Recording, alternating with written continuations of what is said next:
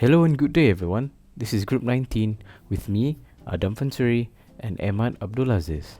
The presentation is a summary for the article titled Improving Drug Response Prediction by Integrating Multiple Data Sources by Matrix Factorization, Kernel-based and Network-based Approaches. As a summary of this article, in this presentation, we will talk about the introduction, the methodology that has been used in the article, the results that has been found, and lastly, we will talk about the conclusion. To start, personalized medicine is the absolute key in combating cancer and is a basis of cancer therapy. To know which drug is effective, drug sensitivity analyses are done. These days, these predictions can be done in silico, and researchers predict using machine learning algorithms to determine cancer predictive biomarkers. However, the most important part before such prediction is to integrate and streamline heterogeneous, which are multiple source data, into the models. This leads to better and accurate drug sensitivity analysis indefinitely. Drug sensitivity analysis is the problem of predicting the correct treatment for the right patient. Computational methods need to be developed to facilitate matching of patient to drugs, as we see in the picture below. The essential step in this task is the identification of biomarkers and developing ML algorithms for accurate drug response prediction. Before explaining all the machine learning methods utilized, here are the data sources used in the review. It comprises of drug sensitivity data, which is the efficacy of drugs according to its IC50, which is the amount of drug required for 50% inhibition, EC50, amount of drug to achieve 50% of its maximum efficiency, and AUC, which is the area under curve in a dose-response graph, towards a cancer cell line. Gene expression data of cancer cell line is a microarray database denoting the gene expression activity for each cell line.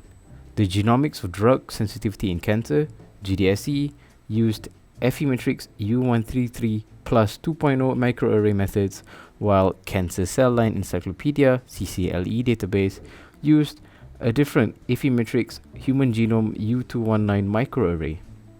Drug similarity depicts the chemical similarity between the drug structures, and it uses services named PADEL and score matrix service provided by PubChem.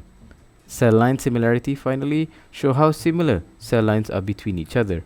Similar cell lines tend to be with a certain cancer type, which would have similar predicted drug response.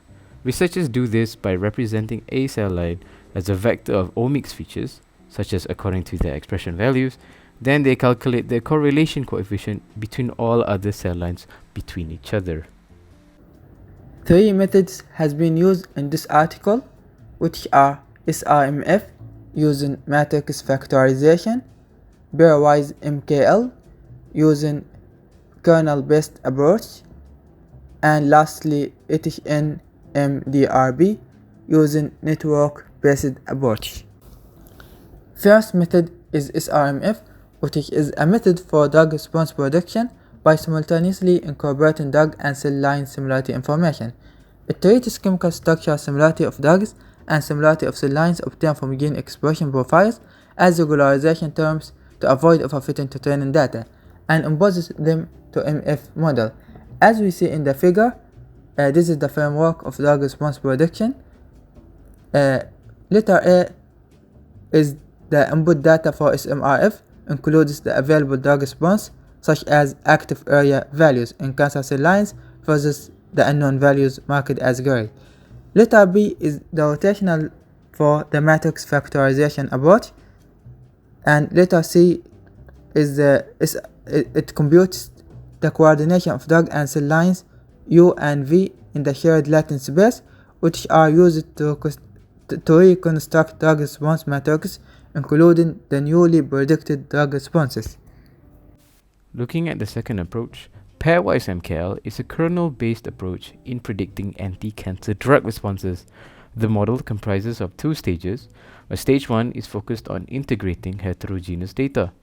The model integrates data by determining a weighted pairwise kernel matrix which determines which drug cell line pair gives the most predictive power in predicting drug responses. Stage 2 is where the model is trained with the weighted pairwise kernels, as mentioned before, as an input and training data. And the model then uses a kernel-rich regression formula to predict anti-cancer drug response according to its corresponding bioactivity. Looking at the final approach is called HNMDRP. HNMDRP is a network-based approach machine learning algorithm that was reviewed in the article. The model integrates data by first setting a rule of classifying drug sensitivity binarily, zeros and ones, whether or not it is sensitive or resistant to a cell line. The model also includes the protein-protein interaction and drug target information as side information. There are a total of 5 subnetworks in the neural network, which are drug similarity, drug target similarity, drug target interaction, cell line drug network, and cell line similarity. The model then uses an information flow-based algorithm that predicts drug response and drug target interaction scores, which will be illustrated with a matrix. The advantage of HNMDRP is that it can predict both drug responses and target interactions at the same time. However, the caveat of this is that it cannot predict new drug or cell lines and must refer to a known and established database such as GDSC and CCLE.